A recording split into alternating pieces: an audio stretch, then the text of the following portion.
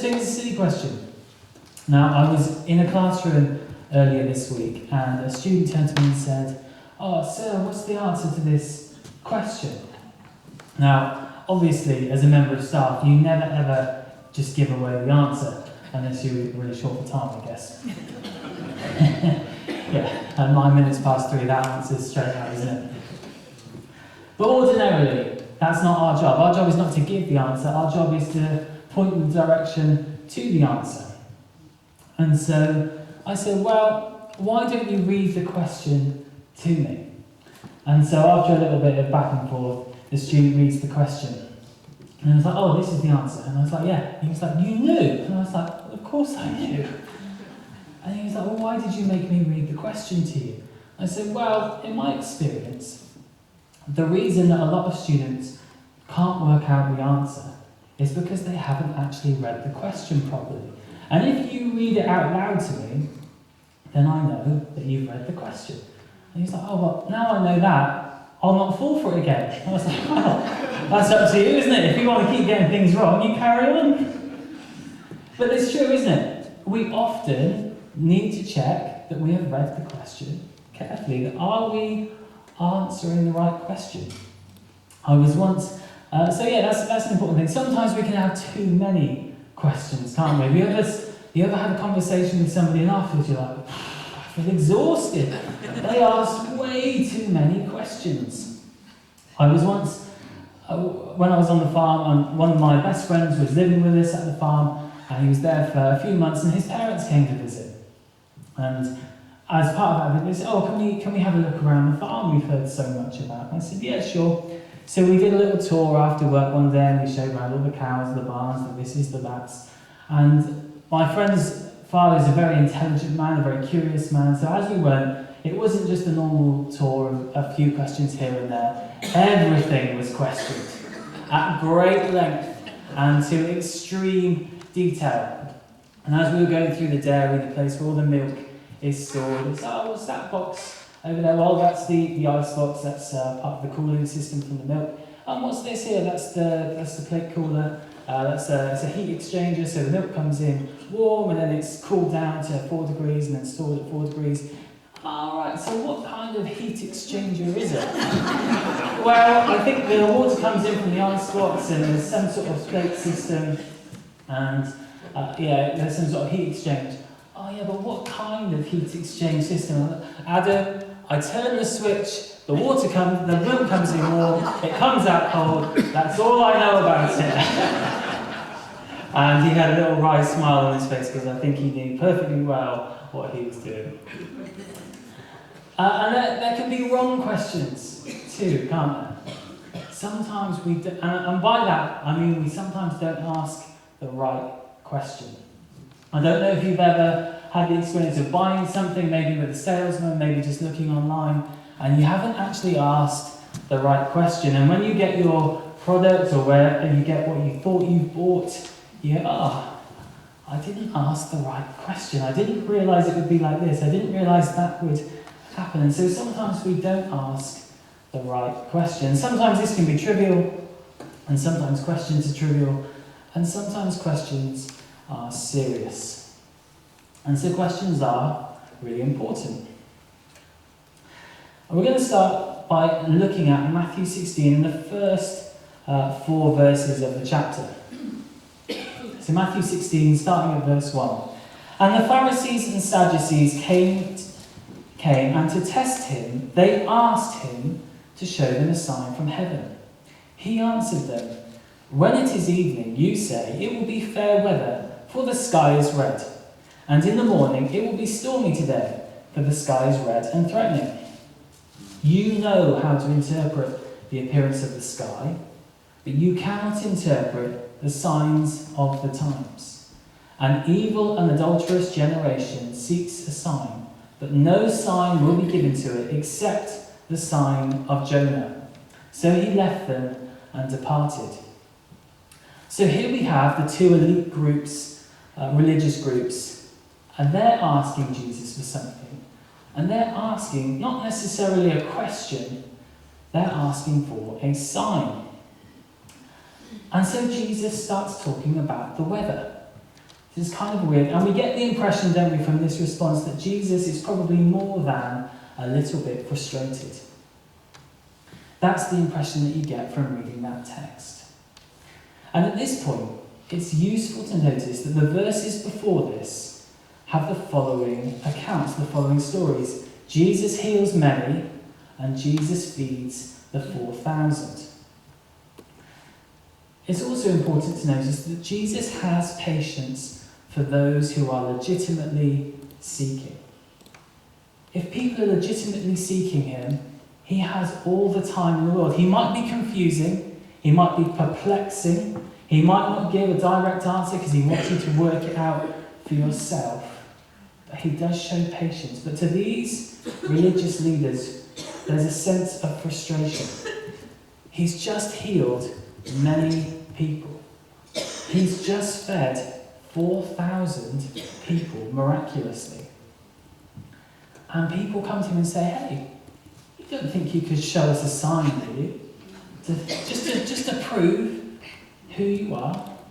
It's like, what more could you possibly want? What more could you possibly need? You see, Jesus is not looking for people who display blind faith, people who don't weigh up and consider. And I don't think, actually, blind faith honours Jesus. Think about the way that wisdom is spoken about in the book of Proverbs. It's highly prized. We are called as people to weigh up, to evaluate, to consider. That's a very, very important part of biblical wisdom. It's highly prized in Proverbs above all else. However, these groups of people, the Pharisees and the Sadducees, had enough evidence. They've witnessed enough miracles. They've listened to enough of Jesus' teaching. They've listened to accounts of others who have been healed. And Jesus says, well, if you've got all of this body of evidence in front of you and you still can't see, there's nothing more I can give you than the sign of Jonah. There's nothing more I can give you than the warning of judgment and the call to repent. That's the sign of Jonah. So then Matthew continues in verse 5. When the disciples reached the other side, they had forgotten to bring any bread.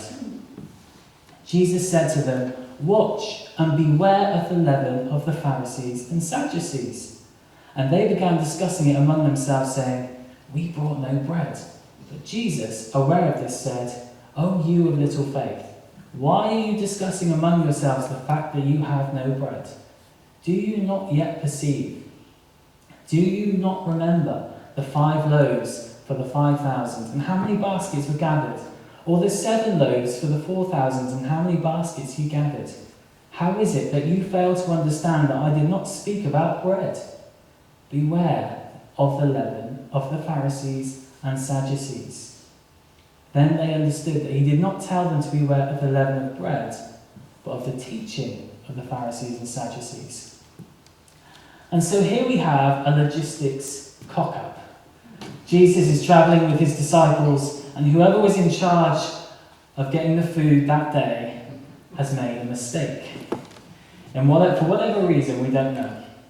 Now, I want us to put ourselves into that situation.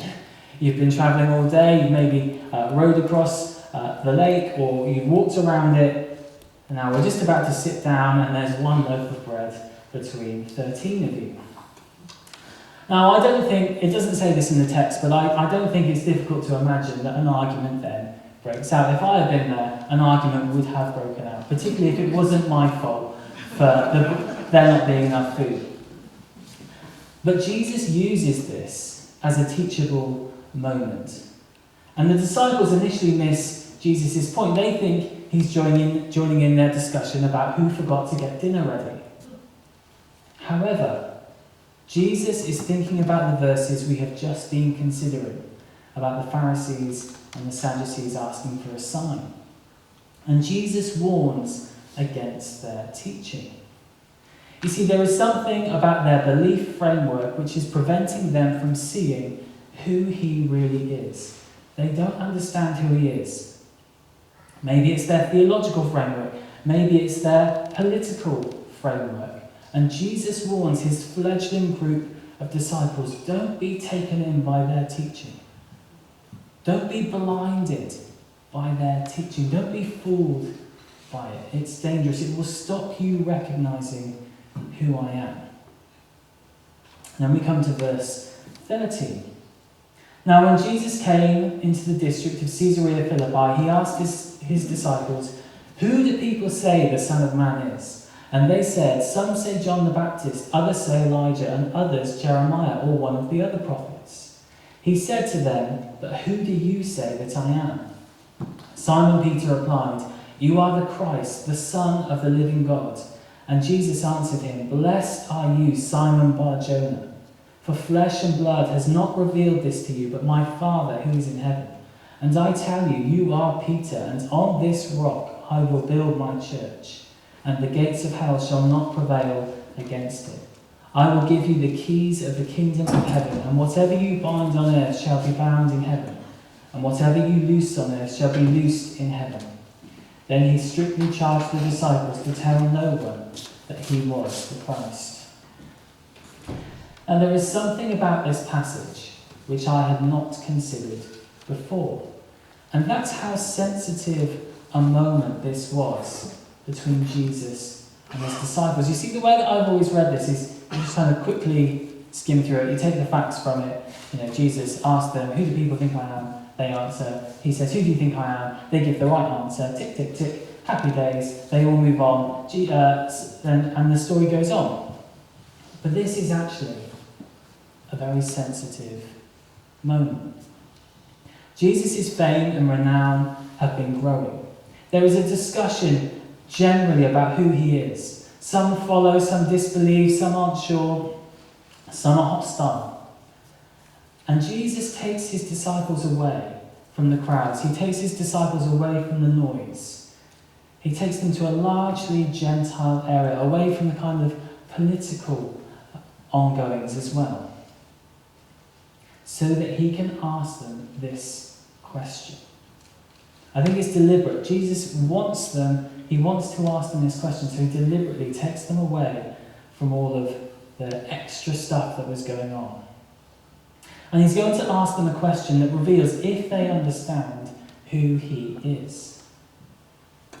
After however many years they've been together at this point, after all the time and effort that he has poured into them, after all they have seen, after all they have heard and witnessed, do they know?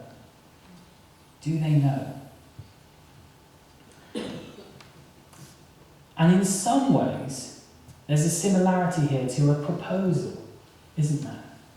If you think about a proposal of marriage, the person asking the question usually is pretty sure, aren't they, that they're going to get a positive answer. When I asked Jess to marry me, I was 99.9% sure that she was going to say yes. But in that moment, as we were walking through a very, very crowded the grounds of Salisbury Cathedral, that 0.1% started to look pretty big. Yeah? Because it's nerve-wracking. There's some pressure. You're asking a question and you're putting yourself out there that the other person could say no. And so you're kind of at their mercy. And seeing how the disciples are sometimes portrayed in the Gospels, I'm not convinced Jesus was 99.9% sure they were going to answer the question in the affirmative. We've just had a story, haven't we, about how the disciples didn't realise Jesus wasn't talking about who forgot dinner. Now, when I used to help out at Christian camps in Dorset, I was a tent leader, and we asked the kids with us, right, go and get ready, we need to go in the next 5 minutes for the trip that we're going on today. And then like 7 out of the 8 kids then come back. It's like, whatever his name was, can't remember his name. He's in the tent. I'm like, what's he doing in there? It's like, he can't find his shoes. Okay, automatically I'm like, for goodness sake. Patience is running a little bit thin. Go to the tent. And he stood in the tent, holding one shoe. I'm like, hey buddy, what's going on? And he's like, I can't find my shoe. I'm like, but you've got one shoe in your hand. Yeah, but I can't find the other one. Okay, a little bit more frustrated now. Why weren't they together? It's like, I don't know. It's like, okay, but you're going to need to look for it. You can't just stand still. And then he starts to cry, and I get more frustrated. I'm like, just look for your shoe. I don't know where it is. Like, standing there crying isn't going to help you find it. You need to look for your shoe. And he's like, can you help me? I'm like, well, not at the moment. No, you're going to need to actually do this for yourself. And eventually he moves. And as he moves, he reveals that he'd been standing on his other shoe. And I'm like, the shoe's there. I need to walk away now because otherwise I'm going to say something I regret. Okay, so that's this kid. Later on, we're doing a Bible study. And I can't remember exactly what we were studying, but it was something like a group of people couldn't recognise who Jesus was. Then Jesus heals a blind man. And I'm asking the question like, okay, why do we think the author has placed these two stories next to each other? Why do we think we've got people who don't recognise who Jesus is, and he supernaturally heals someone who was blind and then they can see? What do we think the author might be trying to get across here? We're not sure. And so I asked that question maybe, 10, 20 different ways, and there's these blank faces coming back to me. I'm really sorry, we just can't move on to the next question until we've answered this. I don't care if we're late for dinner. We're going to have to answer this question. We just can't move on. And it's like, okay, so there was somebody who couldn't see, and then they could see, and it was just after a story where people didn't recognise who Jesus was. Is there anything that we could maybe infer from this? And Shoe Boy goes, oh yeah, Jesus needed to miraculously heal their sight so they could recognise who he was. And it was like, Shoe Boy gets it! How did that happen? Guys, how did Shoe Boy beat you to the answer?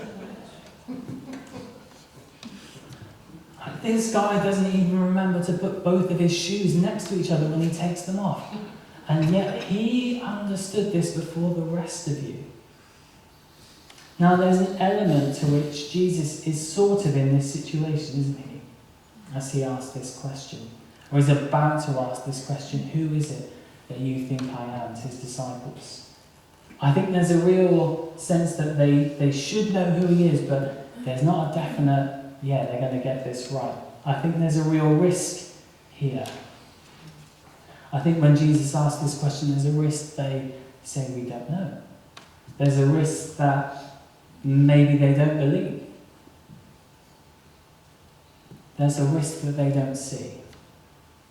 And so Jesus introduces the question with a pre-question. Who do people say the Son of Man is? And this is another way of asking, who do people say that I am? And so they come back and say, well, some say John the Baptist, others say Elijah, others say Jeremiah, or one of the other prophets. And I'm sure we could probably get lost in that rabbit hole, but we're not going to do that today. But the key word I want us to take away here is prophet. They think you're a prophet. They think you're somebody who prepares the way. They think you're the messenger. Now Jesus comes to the question, who do you say that I am? And there's almost like a pause, isn't there? An intake of breath. What's the answer going to be? Are they going to get this right?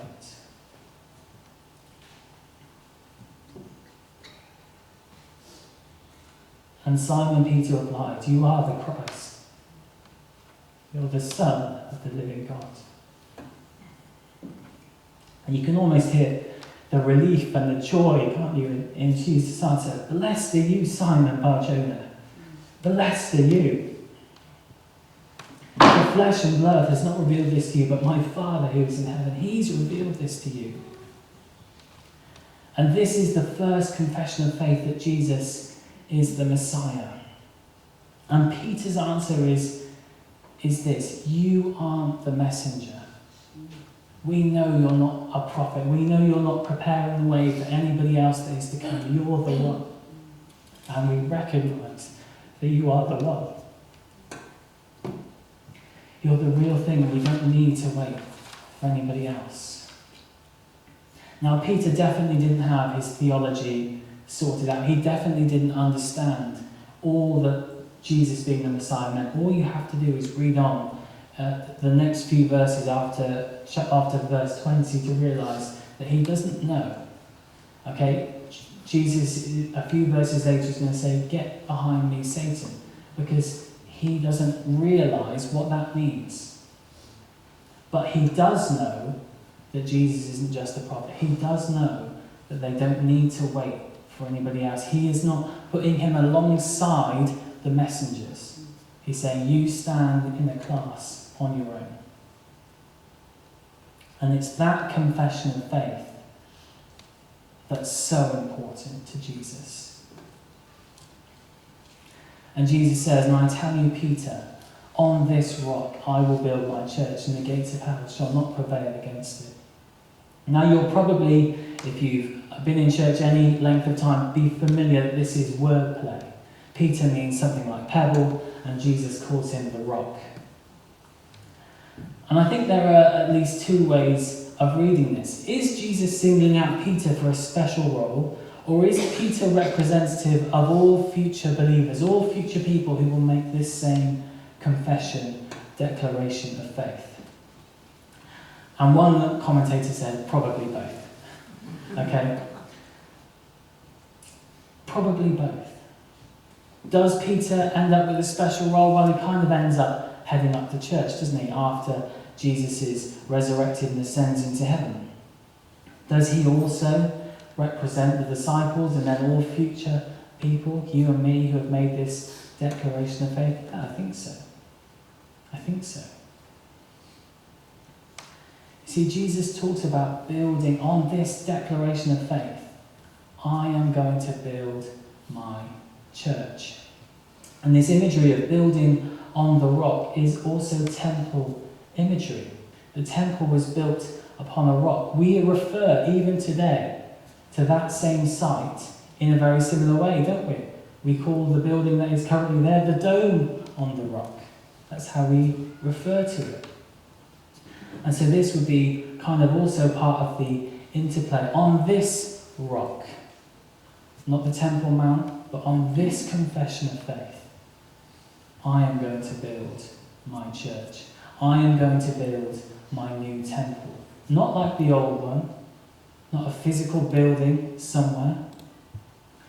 And Jesus here, I think, is starting to reveal that that old temple is a prototype, the sign of something that is going to come. You see, the temple was the place on earth where God dwelt, where his rule and reign were accepted and followed. But now Jesus is going to build a new temple, not of stone and precious metals, but of the dust he gave his breath to in Genesis. People, the disciples, any that make that profession of faith. Jesus is going to go and dwell in them by his Holy Spirit. Not that they knew this at this point. That comes later on, doesn't it, in Acts.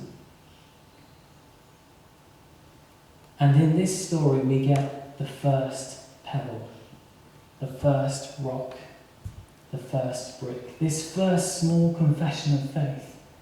And Jesus says, yeah, that's enough. On this pebble, on this small confession of faith, I am going to do something incredible.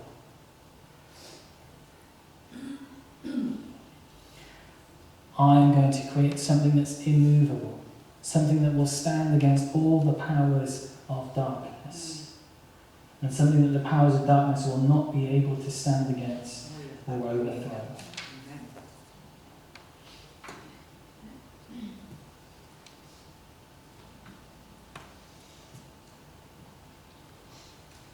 And as I read this, I was thinking, what can we learn from this? And I think the thing that I want us to really take away this morning is be encouraged.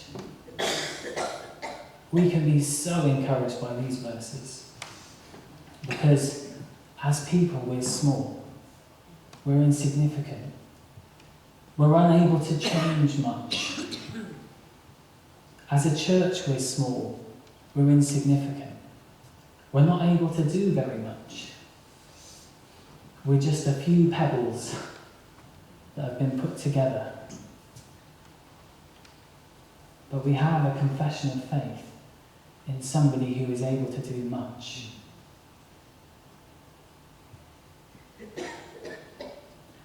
We have a confession of faith in somebody who is changing the world, who is bringing all things under his dominion, under his rule, who is making all things new, who is getting rid of everything that is evil and wrong and dangerous and damaging in this world. It's not us that does that.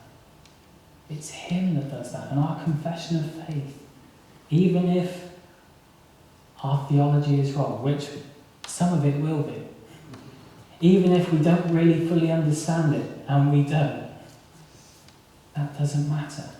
It matters that our confession of faith is in him. Yeah. And as I read that, I thought, God, that's encouraging, isn't it? Because sometimes we look at ourselves and go, I'm just one person. I'm pretty average at best. I'm not as courageous as I should be. I'm not as good as I should be. And you say that doesn't matter as much as who your faith is in. And as a church, that's an encouragement for us. The important thing is that we are confessing our faith in the one who can do great things. The one who is building his church. Yes. So that's the takeaway that I want to take away. But the other thing I want us to think about is that question, who do you say that I am? This is the most important question you will ever be asked.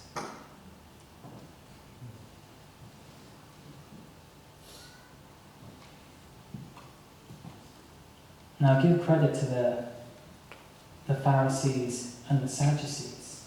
At least they were asking that question. Who is this Jesus? I think I know lots of people who aren't asking that question. And that's something that we should probably be more worried about than we are. But one day we will stand before the judgment seat of Christ, and the answer to that question will be everything. It won't be, how good are you? It won't be, what good things did you do? What didn't you do? It will be, who do you say that I am? Yeah. Do you believe in me? Do you accept everything that I did to bring you into my family? Or did you try and do it on your own? And so this morning, that is also an invitation, isn't it? Jesus invites any that don't know him to know him. He has done everything possible to put himself in a place where he can be known by us. And all we have to do is believe and repent. And we can know him, we can be brought into his family. So this morning I want us to consider that question. If we know Jesus, we can thank God for that, because that has been revealed to us by God the Father. That's not our own special insight, that's not our own cleverness, our own wisdom, our own understanding. That's been revealed to us so we can thank him. If we don't know him, he has done everything possible so that you can meet him and know him. And lastly, I want us to be encouraged that though we are small, though we are insignificant, though we are just pebbles, Jesus is building his church into a rock on a rock that cannot be shaken or moved. Let's pray.